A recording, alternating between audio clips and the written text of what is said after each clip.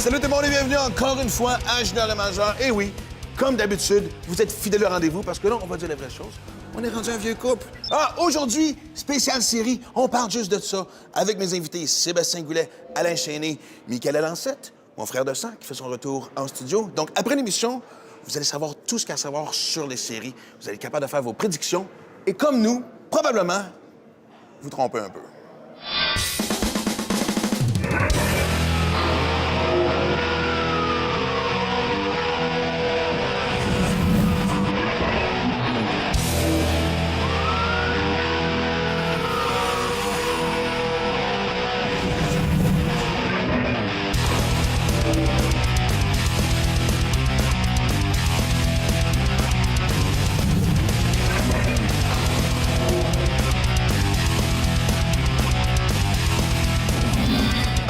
Il va y avoir l'action autour de la table aujourd'hui et vous comprenez pourquoi avec mes invités Sébastien Goulet, Alain Chéné, commentateur, analyste du hockey junior à TVA Sport et celui que j'ai en garde partagé avec la Ligue, Michael qui est de retour en studio.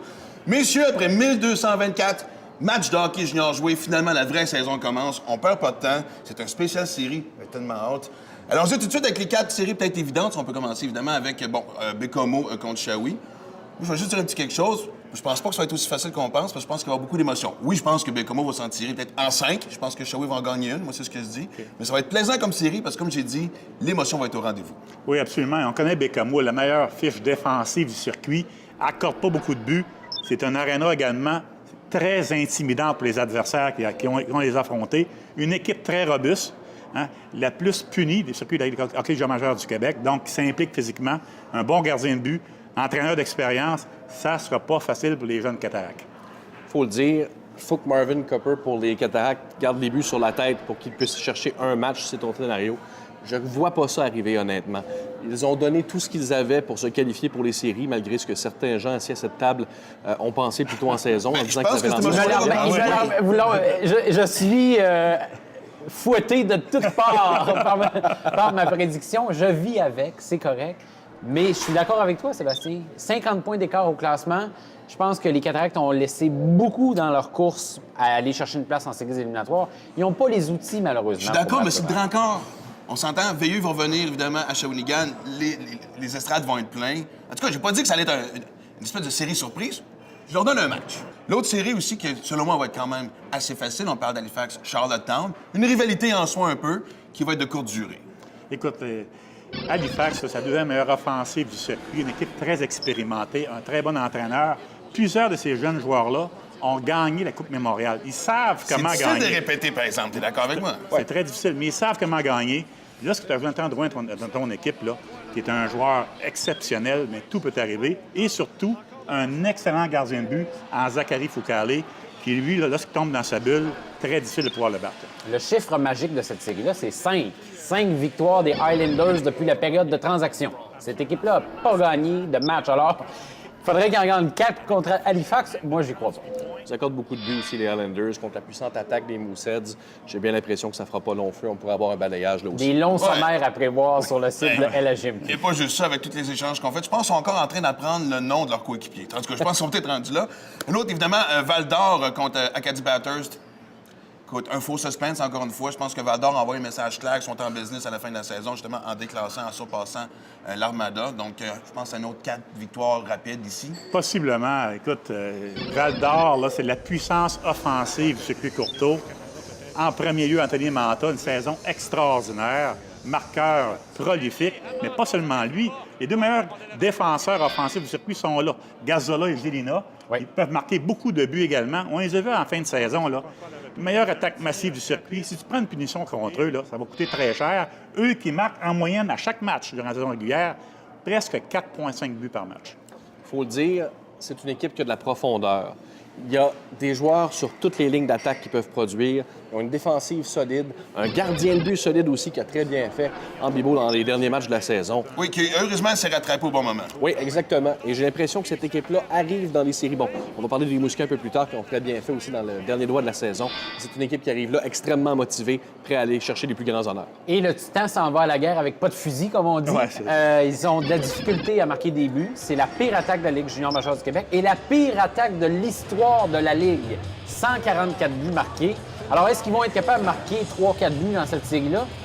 La question se pose. Ils ont été blanchis un match sur 2. On le voit, la pire offensive contre la meilleure offensive. C'est ça. Alors, je on pense voit que ça va que- être très difficile pour le Titan Acadie Batters, ça. Ça résume tout, comme on dit.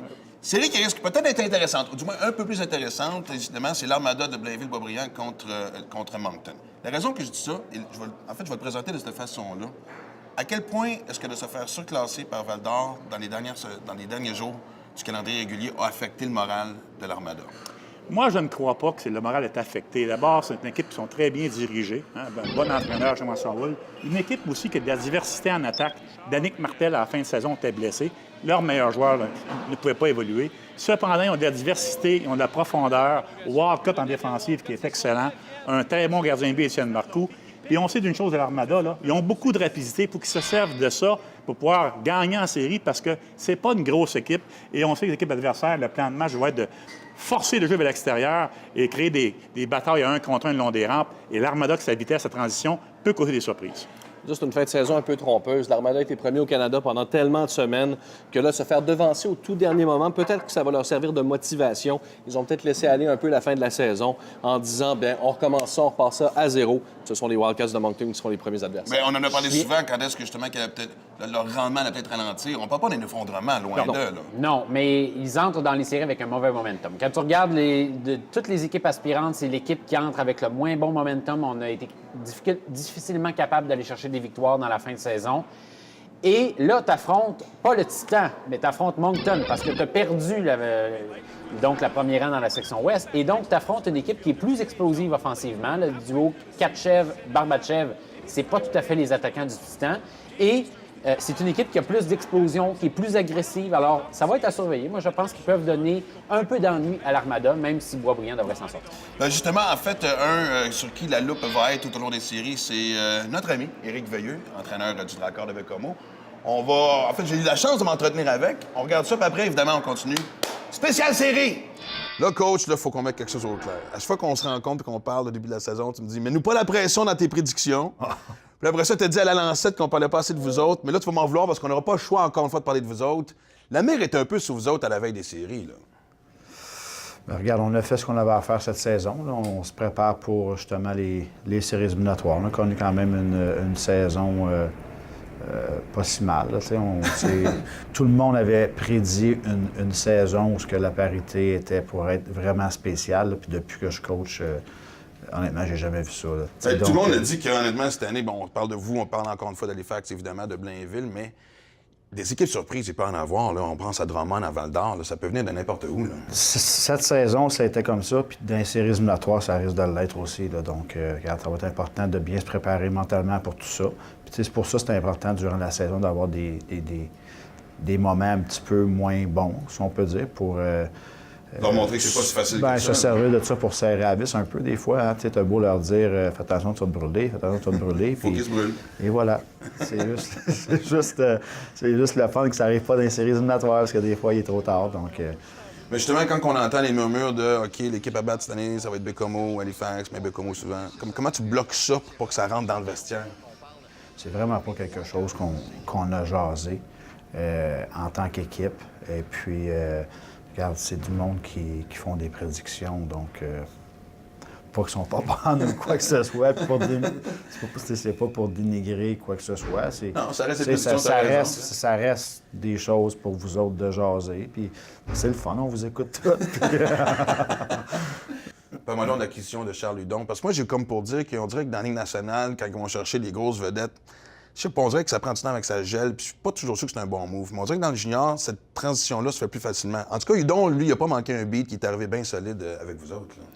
Tout le monde se posait des questions avec la première grosse article qui était sorti là, sur Charlie qui parlait de Jonathan Drouin et tout ça. Ah oui, mais c'est ça qui me fait rire. On veut pas avoir des réponses classiques on dit d'autres choses. Non, c'est justement, sauf que, regarde, on a eu une très, très belle rencontre, notre première rencontre, et comme je te le disais tantôt, quand c'est clair, il n'y a vraiment pas d'ambiguïté sur son rôle d'un, qu'est-ce qu'il est capable d'apporter à notre équipe de hockey. Et puis, on voyait les choses un peu de la même façon. Et puis, Charlie vient amener sa petite sauce personnelle à notre équipe, et puis ça va super bien. Pour vous connaître un peu tous les deux, toi puis Steve Hearn, directeur général, vous semblez tellement être sur la même page. La communication de vous deux a tellement l'air facile. Je me trompe pas, là? Non, absolument pas. Regarde, depuis la première journée, ça va super bien. Souvent, on n'a même pas besoin de se parler, que ce soit après une bonne performance, après une moins bonne. Tu sais, on sait ce qu'on a besoin. Des fois, quand j'ai besoin d'aide, il va être là aussi. Mais vous complétez aussi dans le genre de joueur que vous... Avec les journalistes, des fois. Après, je suis pas un journaliste. Après les... Ah, je parle pas de toi non plus. Pourquoi je suis sa défensive tout d'un coup? Non, mais tu sais, dans des moments critiques, là, tu sais, comme... pas critiques, mais tu sais, la série contre Blainville, tu sais, maintenant, il faut faire face à la musique, là, tu sais. Donc, ça prend des idées, puis tu sais, ça prend... C'est important de rester calme, puis... capable de dire les bonnes choses, que ce soit à tes joueurs, que ce soit peu importe. Donc, non, ça va super bien. En tout cas, à la veille des séries, je pense que vous envoyez un message clair à la Ligue que vous êtes prêt. Fait que, coach, bonne chance. Je te remercie beaucoup. Merci.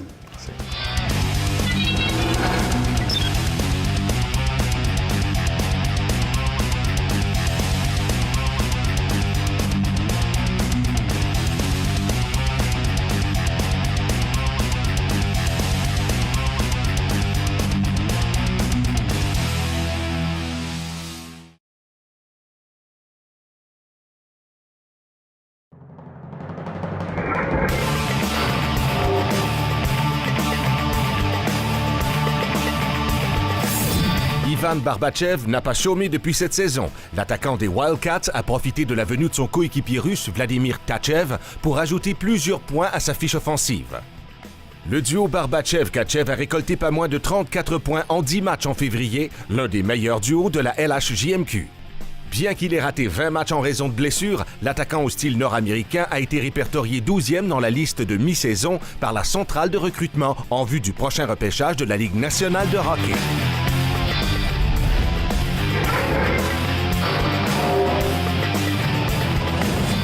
Ça n'a pas pris de temps pour que mes 3 experts me remettent vite à ma place. Et oui, je ne m'y occupe pas. J'ai dit on commence par les 4 premières séries, mais j'ai oublié que Rimouski avait devancé l'Armada pour finir 4e et non 5e. Donc, allez-y, c'est le temps de me flageller. Parlons justement de cette série, Rimouski, qui, selon moi, risque d'être une équipe qui, en fait, qui a eu le début, en fait, la fin de saison qu'on attendait de voir tout au long de la saison, si on peut dire. Oui, absolument. 16 victoires consécutives pour terminer l'année. Michael parlait de momentum avant la pause pour l'Armada qui était en montagne russe. L'Océanique entre à plein gaz dans les séries éliminatoires. Contre Chicoutimi, qui, on s'entend, là, je veux dire, les rames ne touchent plus vraiment à l'eau. Diminué, les Saguenayens. Mais avec la perte de Laurent Dauphin, je pense que ça leur fait très mal.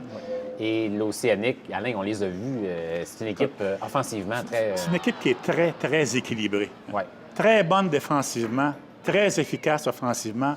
Un très bon gardien, Philippe Desrosiers, qui peut voler un match par lui-même. Mais ils nous ont laissé perplexes pendant longtemps, là. Oui, mais à la fin de la saison, ils ont prouvé hors de tout doute que c'est une équipe qui est à battre, à prendre au sérieux. Puis je suis convaincu que moi, les jeunes de l'Océanique se disent on peut se rendre au bout d'un circuit Courteau. Alors moi, c'est une équipe que je dis, je ne pense pas du tout qu'ils se rendent en finale du circuit Courteau cette année. Du côté de Québec contre Rouen, ça aussi, je pense que c'est une série qui risque d'être un peu plus serrée que ça a de l'air. Drôle de fin de saison pour les Huskies, mais en même temps, on n'arrête pas de me dire, regardez bien les séries, c'est une équipe qui peut surprendre. C'est ce que j'entends.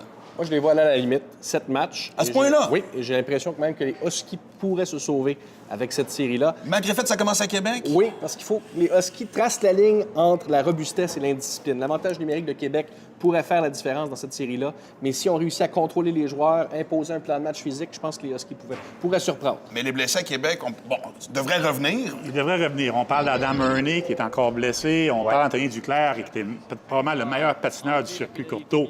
Probablement de retour également. Il ne faut pas oublier Mihail Grigorenko, qui à lui seul peut changer un match en 2 présences à patinoire. Puis on a quand même un très bon gardien de but à François Brassard. Alors, si tous les blessés sont de retour, c'est une équipe qui est très explosive offensivement, qui peut te faire très mal sur l'attaque massive également. Moi, ça va être une série serrée, comme Sébastien l'a mentionné, mais j'avantage Québec à cause de sa profondeur offensive. Moi, j'ai mis Québec dans cette série-là, mais sincèrement, si les Huskies veulent gagner, je suis d'accord avec toi, Sébastien, ils doivent jouer la carte de la robustesse. Et s'ils veulent gagner sur la petite patinoire de Rouen, notamment, parce que c'est une format 2-3-2, et ça peut être long, 3 matchs de suite à Rouen. Hein, Alain? Dans la boîte d'allumettes, comme on dit. Là, pas facile, ça peut pas brasser, facile. ça peut être long. Alors, je pense que c'est leur carte qui peut vraiment fonctionner. Et moi, selon moi, la série de la première ronde est évidemment celle qui oppose les Voltigeurs de Drummondville au tir que le Victoriaville. C'est une rivalité, t'en as parlé, ils sont peut-être plus dans la même division, mais ils sont pas loin l'un de l'autre. C'est la bagarre de la poutine. Exact. Ça sera jamais réglé, hein? Ça, c'est clair. Il devrait avoir la Coupe Poutine, justement. C'est une excellente idée. On va ça. voir qui gagnera la série. Ça va. Le gagnant de la poutine va être déclaré cette année. Et moi, je dis toujours qu'à chaque première ronde des séries, il y a toujours une équipe surprise. Mais dans ce cas-ci, si Victo battait Drummondville, ça serait pas une surprise non plus, je pense. Ils ont une excellente formation. On a vu les tirs à quelques reprises. La profondeur à l'attaque. Cependant, les Voltigeurs ont le numéro des tirs depuis les 2 dernières saisons. Est-ce que ça va jouer au niveau mental? Est-ce que la formation de Victoriaville va s'imposer ce défi supplémentaire-là de gagner contre les Voltigeurs? Je dis pas que Drummondville va gagner en 4. J'ai l'impression qu'au final, Drummondville va l'emporter. Non, clairement cependant. pas, moi non plus. Ils ont connu une baisse de régime en parlant de Drummondville vers la fin de la saison. Cependant, on a fait un match, un avant-goût, une prémisse des séries éliminatoires à TVA Sport, un match pour hommes. Là. Fait qu'ils sont prêts. C'est très physique, ça va être une guerre de tranchées, ça va jouer sur le long des rampes, dans les coins de patinoire. On sait que Victoriaville aime intimider l'adversaire. Drummondville laisse pas sa place non plus. Les deux équipes ont des joueurs agressifs, des joueurs intenses, des joueurs tenaces. Ça va être une excellente série, digne des plus grandes rencontres des séries éliminatoires, parce que faut comprendre une chose, une de ces deux équipes-là va se faire éliminer. Puis c'est 2 très bonnes équipes. Ça va être une lourde perte, puis en même temps, j'aurais dit, évidemment, on sait que pendant les séries, ça se passe devant le filet, puis avant, on aurait donné l'avantage aux Tigres avec Whitney, mais là, c'est plus aussi clair. Bien là, on va voir d'abord qui sera le gardien qui va s'imposer du côté de Victoriaville. Est-ce que ce sera Tremblay? Est-ce que ce sera Whitney? On va voir. Mais j'ai hâte de voir aussi défensivement comment les Tigres vont se comporter. Et tout est une question encore là de robustesse, de jeu physique. Tommy Veilleux ratera les 3 premiers matchs parce qu'il a été suspendu pour un coup de genou contre Boykov de Drummondville. Je pense que la table est mise pas mal, là. La dernière série à couvrir, c'est celle qui oppose les Eagles du Cap-Breton aux Olympiques de Gatineau. Encore une fois, je vais le dire, parce que bien du monde dit que Cap-Breton pourrait surprendre, mais là, on parle de 8 contre 9. Donc, évidemment, les deux équipes peuvent gagner facilement. Puis Gatineau, je ne sais pas. C'est toujours une équipe de série, c'est toujours une équipe qui est prête en série. Mais j'ai comme un feeling que ça se penche du côté de Cap-Breton cette année. Écoute, ça va jouer devant le filet, selon moi, à ce côté de Gatineau. Robert Steves, Anthony Brodeur, qui est un jeune gardien de but. L'équipe a connu des hauts et des bas cette année, Gatineau. Là. Il y a eu des performances. Ça n'a pas été constamment. Très bon entraîneur, expérimenté, avec une structure de jeu qui est bien établie. Cependant, puis Gatineau aime jouer robuste également. Ouais. Il aime frapper l'adversaire. Donc, ça va être robuste. Vincent Donne, on le sait. Là, on le connaît. On le connaît. Lui, il se met le nez dans la moutarde, comme on dit. Il va à la guerre. Donc, ça devrait être une bonne série. Cap-Breton qui ne laisse pas sa place non plus au niveau de la robustesse. Ça va jouer devant le filet, selon moi. Là. Les meilleurs gardiens gagneront cette série-là. Mais là, personne ne se prononce. Moi, je vais du côté de Cap-Breton. Est-ce que je suis seul? Ah, ben moi, je mets les Olympiques de Gatineau. Seulement 8 points. En 6 pour moi. Oh, en 6 quand même. Ouais. 8 points séparent les deux équipes, mais Cap-Breton a récolté 70 de ses points dans les Maritimes. On sait que c'était la section la plus favorable, la plus faible de la Ligue. Mais ça peut donner un affrontement qui est peut-être un petit peu plus serré qu'on s'y attend. Moi, je mets Gatineau pour l'expérience. Ils ont des leaders. Ils doivent se lever, ces leaders-là. Et moi, je trouve qu'ils ont très bien fini la saison. L'éclosion d'Émile... Non, pas du tout. L'éclosion d'Émile Poirier. On ne te backera pas. OK, c'est correct. Oui, Émile Poirier va éclore dans ce premier tour-là. J'ai l'impression que c'est peut-être la carte cachée qu'on n'a pas assez vue chez les Olympiques cette saison. Ce sera à son tour de briller. Bon, ben écoutez, là, on a nos prédictions de la première ronde, mais c'est pas fini. Restez là, encore beaucoup de hockey à discuter.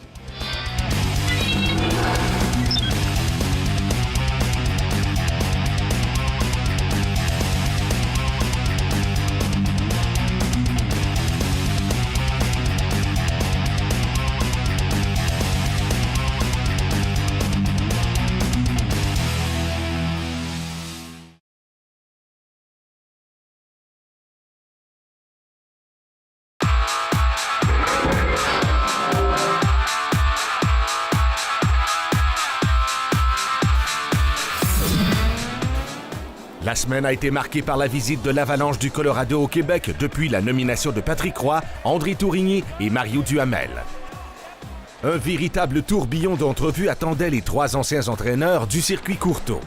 Junior et majeur vous offrent quelques bons moments. Quand la game est finie à Ottawa, on parlait un peu de la game. Après ça, on embarquait dans l'autobus, on a dit « Oups, là, ça part. Là c'est vrai. Là, ça va partir. La tempête va partir. » Pas tellement regarder la télévision, puis je recevais des textes, c'est sûr, et je me disais, c'est dur de pas te voir, là, t'es partout, puis tout ça, mais... Les séries de la Ligue nationale de hockey, c'est à peu près à 3 semaines et demie, mais dans la LHJMQ, ça commence les Huskies contre les Remparts. Et d'ailleurs, je veux pas t'inquiéter, mais t'es peut-être en danger. On écoute Patrick Roy aujourd'hui. La job, André, est en jeu. Si les Huskies gagnent, il sera pas de retour avec Fait que d'après moi, les remparts, tout est correct. T'as-tu été pogné à faire une coupe d'appel aujourd'hui? Est-ce qu'il a fallu que tu dises au monde, OK, ça pédale douce, on va relaxer? C'est drôle, j'appelle, ils répondent plus.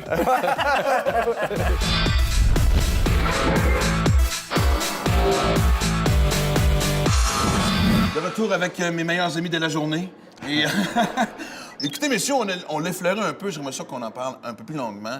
Le sujet principal en série, souvent, c'est les gardiens de but. C'est à se demander qui va être la vraie vedette des séries qui s'en viennent. Bon, le choix logique serait peut-être Ficalé, Desrosiers à Rimouski, Cadoret à Bécomo pas négligé. Est-ce que la surprise va venir d'ailleurs? Je vous laisse aller.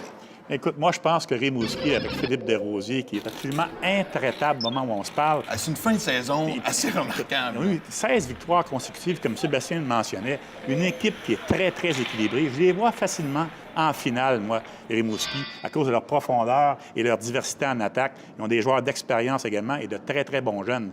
Zachary Foucalé, on le sait, il a pris de maturité, il excelle à circuit courto, meilleure moyenne du circuit à l'heure actuelle au niveau des buts accordés. Alors, il est excellent, un gardien de but qui a pris de l'expérience au fil des années, équipe Canada Junior, camp d'entraînement professionnel. Donc, lui aussi, tu as surveillé. Alors, moi, peut-être, si je ferais une finale, là, je dirais peut-être Val-d'Or et Rimouski.